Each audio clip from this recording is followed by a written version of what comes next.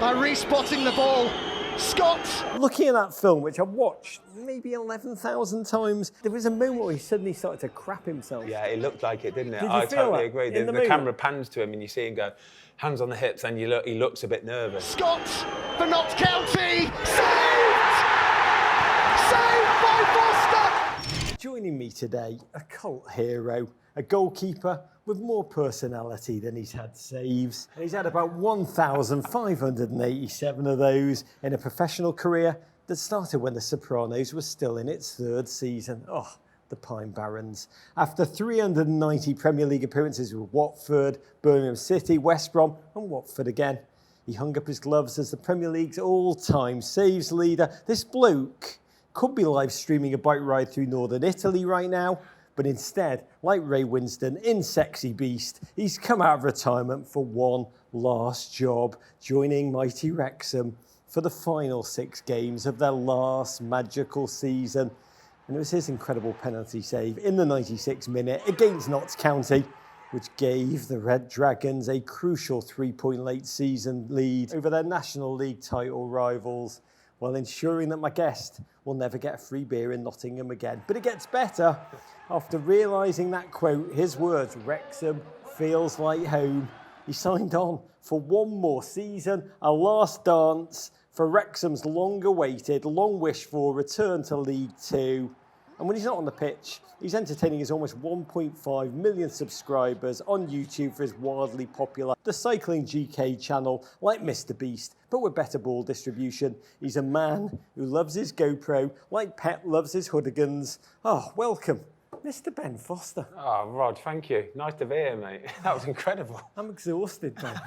Did you write that? I can't give you any more. I just improvised it, man. But we are here in remarkable times before Wrexham's final game of its truly barnstorming trip across the United States, where you've been welcomed into each city by enthusiastic, passionate, international crowds of Wrexham supporters, turning this pre-season into League Two's version of the Eras Tour. How have you experienced it? It's a bit mad, isn't it? I mean, football's not meant to feel this happy, Ben. I wish this was how it felt when the season kicks off next season, because I know we're going to be going away to MK Dons and you name it, and I'm going to be getting called dogs abuse names all under the sun, and you don't hear it out here. It's so nice. Everyone's so positive, and I think they actually like goalkeepers out here as well, which is a novelty because everybody normally just hates us, absolutely despises us. But yeah, it's been lovely. The reception's been incredible. The atmosphere, the energy.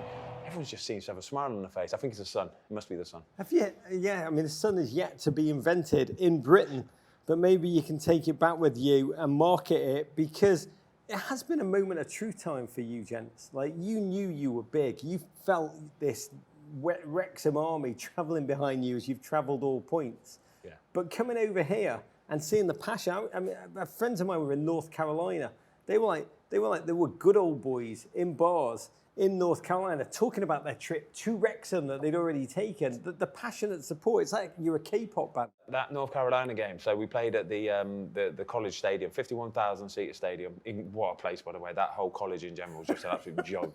Facilities out of this world. So 51,000 in the stadium, and we're going to a game and we're thinking, yeah, it's Chelsea, you know, it's just going to be Chelsea, Chelsea, Chelsea, and it is what it is. They're Chelsea. They're, you know, Champions League winners, Premier League winners. The game kicks off, and I'm not over-exaggerating when I say this, about 35-40% of fans in the stadium had a red jersey on. We're singing Wrexham songs, we're singing Paul Mullin, Ben Foster in goal, and all this kind of stuff, and it's just, wow, that was the moment, I think. How do you understand it? Yeah. How do you even process this is the thing for the lads. So I've played football 20 years, and I've never seen anything like this. Is batshit, honestly. So God knows how some of the young lads are like processing it. 19 years old, they must think this is normal. They're gonna, you know, if they don't make it at Wrexham, they go and sign for Hereford or Stockport or something. They ain't never seen this again. When are we bringing Stockport to America for 51,000 guys? No chance. Oh, we've spoken to your manager, Phil Parkinson, about the takeaways from these games against Chelsea and Manchester United. But for a player like you, who spent over a dozen seasons in the Premier League, staring down the world's best every single week, did you go on this tour where you were playing United, you were playing Chelsea with a different set of expectations than your teammates? Yeah, do you know what? I'll be perfectly honest with you. Pre-season friendlies for me don't really count for much. They don't. It's great to win, and I know It's weird because I think the outer world, the media, the fans, they view it very differently. They still want us to win every single game, right? Whereas we know it's not about that. So take the first game, Chelsea, we got pumped 5-0. Yeah, it was never a 5-0 game, by the way. We were 3-0 down. 90th minute, they scored 2 more goals. However, the day before that was like the hardest. Matter, but it wasn't 5-0. Yeah, it was 5-0. Yeah. So the day before that, was literally the hardest double-day session of training we've done whilst all pre-season. Basically, I'm talking running sessions, like timed runs, like hardcore exercise, intensity. Like the weather's absolutely beaming. We go out in the afternoon, do the same sort of thing again. So the lads are on their knees anyway. So then we wake up day of the game, we do a light training session, something like we've just done out here on the Philadelphia pitch. And then come the game, everybody's tired, but you have to do the work first. The work is the important bit. You get it into the legs first, and then if you can produce a bit of football or a bit of quality on the pitch afterwards, perfect. And now we've started to tone the training down a little bit, so you can start to see a bit more quality on the pitch. So take the United game, the LA Galaxy game.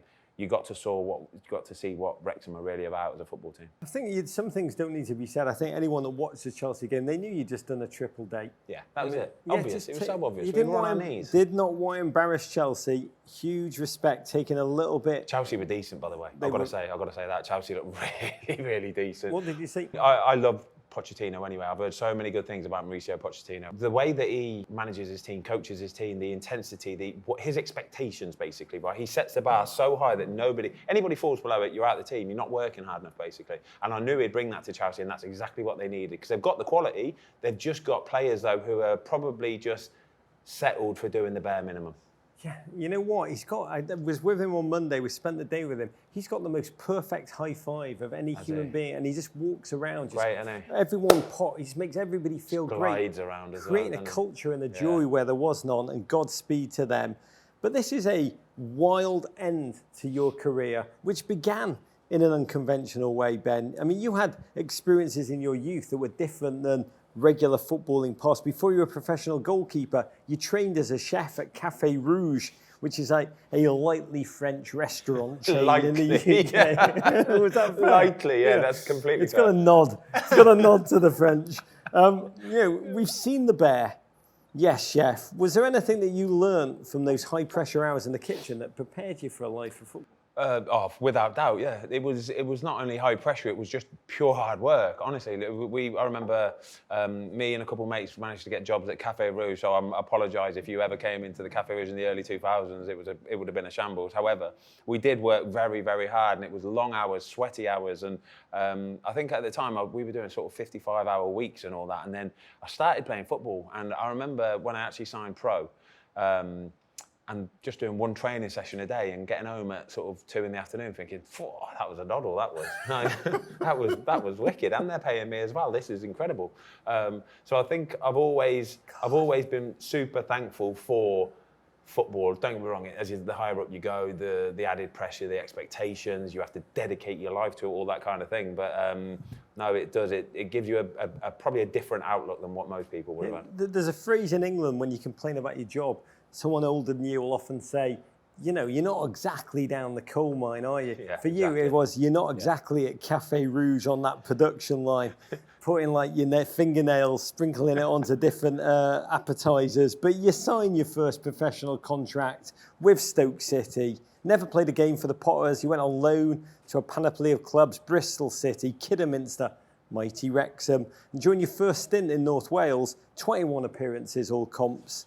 They were then in League One. You kept a clean sheet in Wrexham's 2-0 win in the EFL Trophy final in 2005. This is amazing. This is sliding doors level crap, because that was a performance forgotten to history maybe, but it got the attention of legendary Manchester United manager Sir Alex Ferguson, who turned up to watch his son Darren trot around for Wrexham. And shortly after that game, you learned that Fergie wanted you to sign for United, for Premier League, for Champions League. And I've never understood this about your career. You just turned 22 years old. You stayed at Wrexham until the end of that season. Yeah. How on earth did you hold your crap together for all that time? That was a nervy one. That was a double nervy one. It's awesome when Darren Ferguson comes and says, listen, my dad's interested in you for Man United, so just keep it together, keep doing what you're doing. I'm thinking, I don't know how to. You know what I mean? I'm 22 years old, I'm wet behind the ears. I've played probably 15 pro games in my whole career. And then each game that I played, I knew that the goalie coach was there. And I think Alex Ferguson even came to a couple of the games with Tony Coton. Tony Coton was the goalie coach. And when you can see Tony Coton in the crowd, you just think, oh, God, please go well for me. But then that's when the mentality of sport you have to be a positive, you have to have that outlook, especially as a goalkeeper, right? So I think I spent so many years in my early 20s probably thinking too much of, oh, what if I cock up, what if I make a mistake, the ramifications of things. And that will hold you back, I promise you, it will hold you back. So I got in goalkeeping and life. Exactly, it will, but totally agree. So I had to get to the point where, am I allowed to swear? Oh, for sure. Would you, so please? I had to get to a point where I had to say to him, it, you know what, it, right? It's not the end of the world. I'm trying my best here, right? If I make a mistake or cock up, it's cool. It is what it is. I'll go into the change room and I'll say to the lads, I'm sorry, I didn't mean to make a mistake, but I did, and it is what it is, all right? So I learned to start to do that, and then that was it. Performances went up, and I just felt... Just freeing yourself. So much more happier with me as a person, me as a footballer, and that was it. I did my best work when I could learn to just say, it. Be like Ben Foster in life, honestly. We don't swear on this podcast. Only the words shit and crap are allowed. But that is a philosophy to attack. On my gravestone, that would be. You know what? Fuck it. Yeah. Troy Deeney described your playing style, and I quote, Ben Foster eats shit, trains twice a week, turns up on Saturday, and is unbelievable. Honestly, it makes you sound like English Maradona, but you previously said football isn't the biggest passion in your life, and I'm fascinated by this because it's not the standard mindset for a footballer, or at least few dare to admit it publicly. It's wild then that you've gone on to achieve both a modicum of balance and an extremely bloody long career. And I wondered whether in your mind there's a connection between the two, that prioritising other things has allowed you to enjoy the game more. Yeah, I think that's a really good question. I love the way that you phrased it as well. That's exactly what it is. I've learned that once you're at football, you just do football, that's cool. But then don't take it home. Don't take any of it home. The bad result, the good result, leave it there, yeah? Like, leave it, genuinely, because I know there's people, even in my changing rooms, that will identify as a footballer. You'll say, who are you? And they'll go, I'm whoever, and I'm a footballer. And I'm thinking, that's not true, is it? Come on. You're a husband, you're a father, you're a this, you're that, you're a that, you're a that, you're a that. And I think once you identify as a footballer, that controls your life, that controls your working week. If you have a bad performance or a bad result on the Saturday, you take that home, your wife might feel it, your kids might feel it, your wider family feels it, and you take it in that mindset for the rest of the week, and it just wears you down. So like I say, I learned to just say, fuck it, you know what, fuck it, leave it at the door, crack on with the rest of it. And that's it. Like I say, I think once I got to the age of about 30 as well, I learned my body, I learned that I didn't need to train every day. Like Troy said there, I'll train twice a week, it's fine. I'll train Thursday, Friday, play Saturday. You learn that your body likes to be filled with shit. Exactly, yeah. Exactly, but I would at least get on the bike in the morning, so I'll do an hour on the bike in the morning so I can eat this shit. Shut it, I Troy. earn it. I'll earn the calories, all right? Yeah, earn the day, boom. So fuck it. Yeah. Don't let the one thing define you. Don't identify as a footballer. Don't identify as a footballer. It's not who you are. That's not what it's about. Because I think that then it just controls your life, and you're constantly searching for what are people saying about me, all that kind of thing. The lads, like even our lads do it. Well, they'll get straight on Twitter after the game and say, "What are people saying about me?" People they've never met before, will never meet in their life, and they'll take it in as well, and it means mostly in England. It's just a one word. Oh, it's horrible. Dickhead. Yeah. Helmet. Horrible helmet. Why do you want to look at that helmet? I always wonder who's typing that. They don't say helmet in USA, do they? No, they don't say helmet, but now they will. It's mostly Troy Deeney saying it as well. But you retired from football September 2022. You spent 9 months cycling, playing golf, getting deep into your Birkenstock and socks era. You had offers from Newcastle, from Tottenham, the club you supported as a kid, right? Yeah. And MLS's Atlanta United, the other club you supported since you were a child. Yeah. But you didn't jump at any of them until Wrexham called you to ask if you could help them finish the season. Starting goalkeeper, Rob Lainton, injured. What was it about Wrexham, the club, their ongoing story, the poetry of going back to where you started, like a salmon swimming upstream? Was that what it was? Or was it Rob McElhenney's legendary powers of persuasion that were like, yeah, I'm back? Not at first, no, it wasn't. It was the fact that there was only 6 weeks left of the season. That was it. That was it. I thought, right, Doddle, get 6 weeks done, and that's it. Then you can fully retire, and you can have a nice time, happy. Hopefully, like I say, get the lads promoted, and that'll do. So if Cafe Rouge had offered you a 6-week contract, you'd be like, yeah, I'd have had to think about that one. That one would have been. I'd have to think about that. And I tentatively say, yeah, do you know what? I'll probably do it. And then Phil Parkinson's basically got in touch and said, I want to have a call, let's talk it out. I just want to see where you are, where your body's at, you know, blah, blah, blah. So just speaking to Phil for 20 minutes maybe.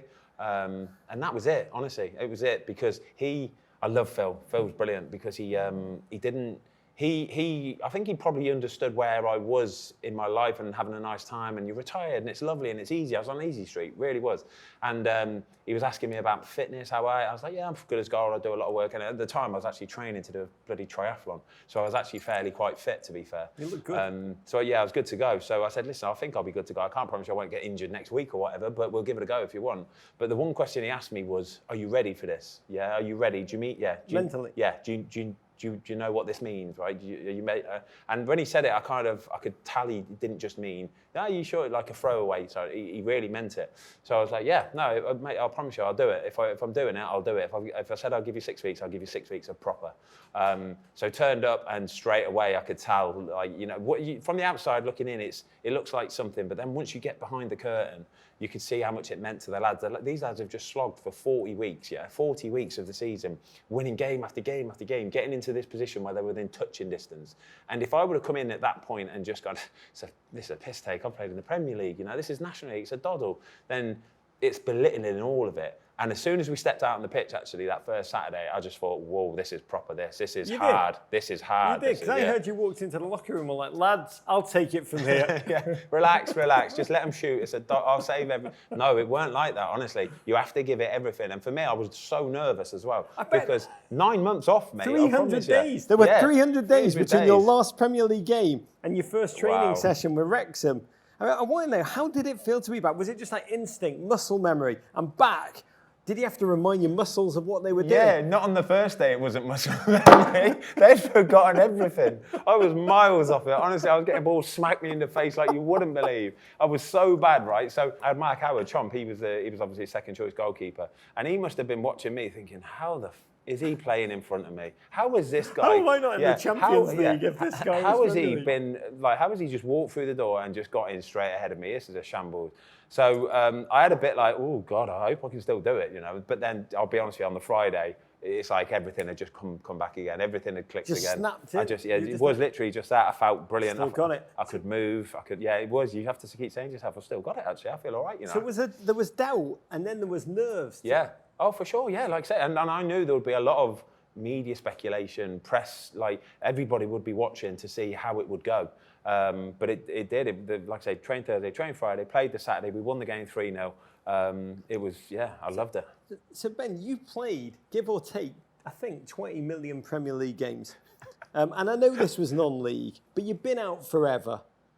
You had all those cameras on you from the show. Were they different nerves to what you'd had throughout your career? Was it similar nerves? Was it a sense that the world was watching? I think it's different nerves. That's a good way of putting it. I think different nerve, because I think when I was in my career, my proper football career, it's so, I think the Premier League is so hard. Like, especially, I've always played for those scrapping Premier League teams. I always played for your West Broms and your Watfords and your Birminghams, where you know every single game, unless you're 100%, you will probably lose. That's the way that it goes. You know you might win 1 or 2 and that's it, you'll lose. It's as simple as that. And then coming into this Wrexham team, I knew we were a good team and I knew we'd batter most teams. I just knew that. But still, I know that it's a different kind of expectation of me of, oh, is he just doing it for a piss take? Is he doing it for his YouTube show? Is he doing it for his Fozcast, his podcast?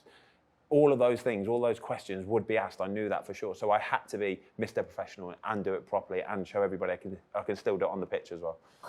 Let's get to that moment. We've got to talk about it. The Notts County match. Before kick-off, I think it was called the biggest non-league game of all time. 2 footballing Ahabs, both trying to pull in the same oversized whale. Both teams knotted at the top of the National League. An incredible 100 points. Wrexham, a game in hand. They grappled their way to a 3-2 lead, but a handball meant that a penalty was called in extra time. Ben, it's a 96 minute. The wind is howling. In your career, you previously saved penalties from Steven Gerrard, Aubameyang, Raz Sterling. But what's going through your mind when the Magpies forward, Sedwin Scott, put that ball on the spot? Raz Sterling. You're a dickhead, you are. I love it. Okay. He's not wrong. Sedwin Scott. Sedwin Scott, right. Okay, so Yeah, 3-2. I'm thinking, lads, just see this out. Come on, nothing silly. And then the penalty gets given, and I'm just thinking, this is just, honestly, like, the people must be watching this at home thinking, this is the best thing I've ever seen, because it was just carnage. It was carnage, right? So he puts the ball on the spot, and he actually steps back to go and take it, and the wind blows it a little bit, Is that right? what it was? Yeah, so the wind blew it, because it was, what you can't see from telly is the wind is howling. Honestly, it was howling right into my face. So the wind blew it off its spot a little bit. So he had to then go and walk back up, reposition it.